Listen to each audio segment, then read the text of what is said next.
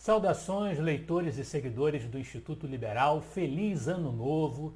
Que 2021 seja muito melhor do que 2020 foi. Que nos traga renovadas oportunidades, que nos traga renovadas realizações, que nós possamos viver mais momentos juntos e nós possamos seguir na nossa luta, no nosso trabalho de divulgação das ideias do espectro do liberalismo, como tem sido a missão do Instituto Liberal desde 1983.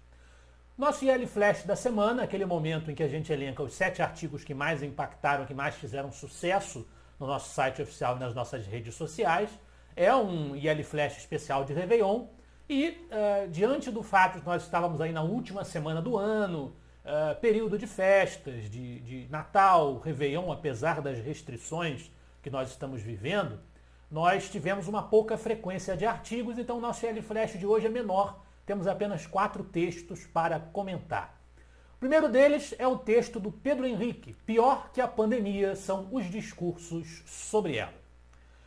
Pedro Henrique começa ressaltando que ele não discorda, não renega a veracidade do risco que o coronavírus oferece ao ser humano, né? Não desdenha dos seus males, não minora os riscos, os perigos que esse vírus oferece, mas ele defende um certo ceticismo em relação a diversos discursos e informações que são veiculadas, inclusive pelos canais de comunicação mais importantes e mais expressivos. Ele diz que duvida de muitas coisas que vêm sendo ditas, ele acha que certos detalhes merecem uma atenção mais cuidadosa. Ele fala sobre a questão da participação da responsabilidade chinesa, por exemplo, e para ele há muitos indícios de que a China precisa ser redobradamente cobrada pela sua parte nesse processo todo. É apenas um dos exemplos de questionamentos que ele levanta sobre aspectos relacionados à pandemia, que são questionamentos, para nós refletirmos, para nós julgarmos, cada um de acordo com o seu juízo crítico. Partindo da pandemia e do movimento progressista, que também atazanou o debate público, ou o pseudo-debate público em 2020, como no caso das atrocidades praticadas pelo Black Lives Matter nos Estados Unidos, nós temos um artigo do professor Alex Pitkin, A Tragédia do Pensamento Coletivista. Para o professor, infelizmente, o ano de 2020 foi um ano marcado pelo incremento das medidas de caráter coletivista, na contramão do individualismo esperado pelos liberais. Houve, no ano de 2020, um foco exagerado num coletivo sem rosto, que tem sido um foco perigoso e improdutivo. Parece para ele que nós estamos caminhando para um abismo, por exemplo, no ambiente universitário, de uma universidade que não educa, mas doutrina e discrimina pela diversidade, de uma empresa que desfoca da maximização dos lucros em prol da mesma diversidade, calcando-se ali exclusivamente na raça, no gênero, na cor, e na ovação do capitalismo das partes interessadas, de uma política que se centra nas facilidades para o coletivo e seus desincentivos perversos. E de uma mídia que não noticia os fatos, mas faz apologia ao genuíno racha social.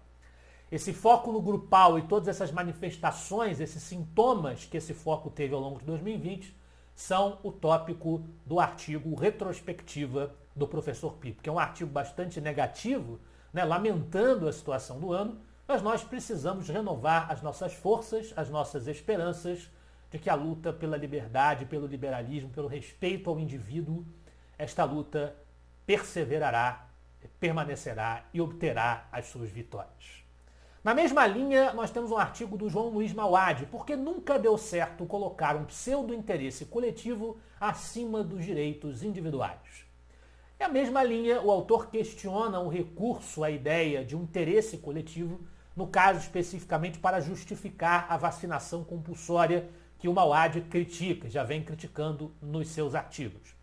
Ele diz que se o Estado é dono do nosso corpo, no caso, para ele a ideia da vacinação compulsória significaria dizer que o Estado seria dono do nosso corpo, nada impediria que amanhã, ao invés de nos injetar compulsoriamente uma vacina, o Estado resolvesse tirar alguma coisa do nosso corpo, à força, transformando-nos em doadores de sangue compulsórios ou mesmo doadores vivos de rins, por exemplo, em nome do interesse coletivo. É o argumento que ele coloca para a nossa reflexão. Finalmente, na liderança, o artigo do Roberto Rachevsky.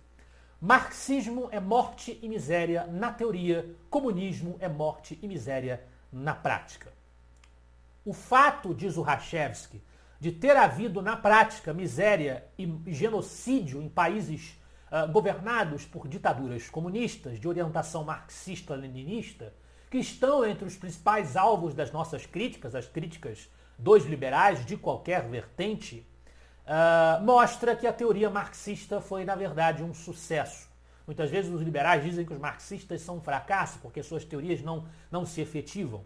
Na visão de Rachevsky, na verdade, elas se efetivam sim.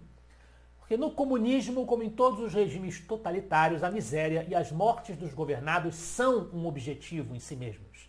Elas são um meio moralmente aceitável através do qual os dirigentes psicopatas que comandam esses regimes autoritários que impõem as suas teorias alcançam os seus propósitos de poder, o verdadeiro móvel das suas articulações teóricas, das suas narrativas ideológicas. Esperamos continuar combatendo estas narrativas e estas retóricas junto com você que nos acompanha e prestigia. Afinal de contas, para nós, em 2020, 2021, 2022, ou quando seja, você é a parte mais importante da sociedade. Até a próxima.